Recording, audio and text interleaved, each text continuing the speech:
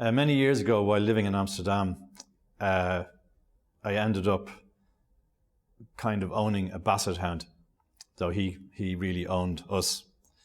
And when he died, I wrote this elegy for him.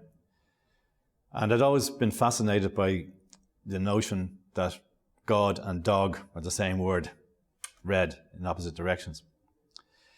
And at the time when he died, I was reading a lot of the Kabbalah, and I was fascinated by the foundation myth, the creation myth of the Kabbalah. So these two things come together, I suppose, in this poem, Elegy for a Basset Hound.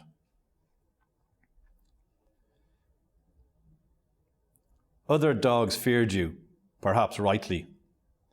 All that weight so close to the ground, the heft of those padded shoulders, the not so comical teeth concealed beneath your sad man jowls and pouches. English bred and born, according to the Basset experts, my neighbour plucked you off the autostrada near Lucca, where you were wandering confidently like a 19th century English explorer, his mind gone in Antarctic snow. You settled into an Amsterdam bookshop, your basket firmly placed between the New York Review of Books and Literature in Translation, where you accepted the ministrations of single gentlemen, but fell in love with my wife and daughter, running away from home as often as you could to climb like a legless man onto Judith's lap, where you slept for hours with one eye open.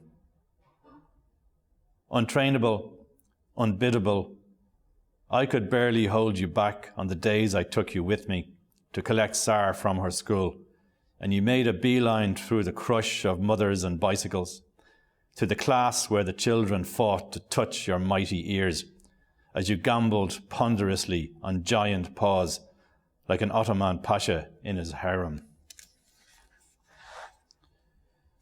And yet I loved you for something else.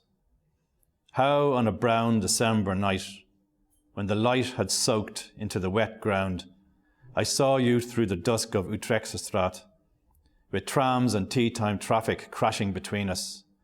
Out of earshot, almost out of sight, you turned on the crowded pavement, and like the old God of the Kabbalah, lost in the darkness and unknowing before creation, you raised your nose and sniffed the fouled air, and I knew that you had found me.